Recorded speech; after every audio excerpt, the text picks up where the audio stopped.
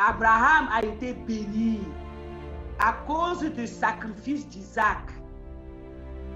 Dieu ne pense pas que Dieu ne veut que les miettes. Dieu te demande ce qui te coûte, ce que tu aimes. Et quand tu lui donneras ce que tu aimes, bien-aimé, tu vivras des grandes choses, des miracles et des prodiges. Apprends à donner le meilleur de toi. Lorsque les gens venaient donner l'offrande, Jésus s'est tenu et il avait le regard dans le panier. Et il voyait comment les riches donnaient. Et une pauvre femme est venue, elle a donné 10 francs. Jésus a dit, en vérité, je vous dis, cette femme a donné plus que tous ces gens parce qu'ils n'ont donné que leur superflu.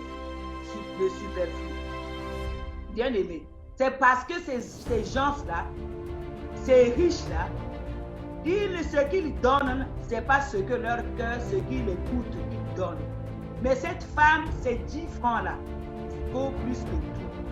Parce que c'était le dernier qui lui restait. Et elle est venue mettre dans le panier. Et Dieu a approuvé cela. C'est pour te dire qu'il n'y a pas de pauvre pour le Seigneur.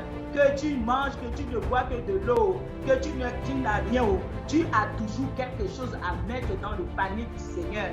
Et si Dieu t'a béni, bien-aimé, remplis, il faut mettre ton argent dans le trésor de l'Éternel. C'est en cela que tu seras béni.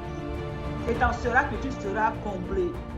Et le Apocalypse 5, 8 dit, quand il eut pris le livre, les 4 êtres vivants et les 24 vieillards se prosternèrent devant l'agneau, tenant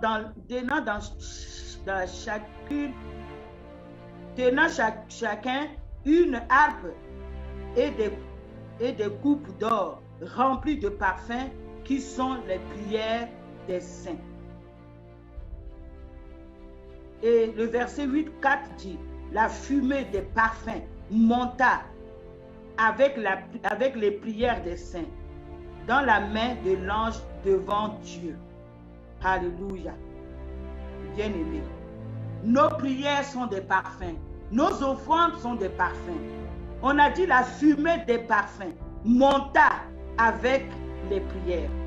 La fumée des parfums. L'offrande que tu donnes est un parfum devant le trône de Dieu. L'offrande que tu donnes avec ton cœur, la libéralité, le sang, l'action de la bienfaisance, bien-aimé, c'est un parfum devant le trône de Dieu. Apprends à donner à Dieu. Apprends à servir le Seigneur. Si aujourd'hui tu te dis, je suis ouvrière du 11e heure, ma soeur bien-aimée, sache que tu es l'ouvrière du 11e heure, mais ce n'est pas facile. Tu as du travail à faire. Tu dois agir, mettre ta foi en action. Et si tu mets ta foi en action, tu seras béni au-delà. Je te dis, tu seras béni et comblé. Tu seras débordé. Tu vas déborder. Le Seigneur va te combler. Le Seigneur va te donner même ce que tu ne t'attends pas. Les portes vont s'ouvrir devant toi. Parce que quand l'Éternel ouvre la porte, personne ne peut la fermer.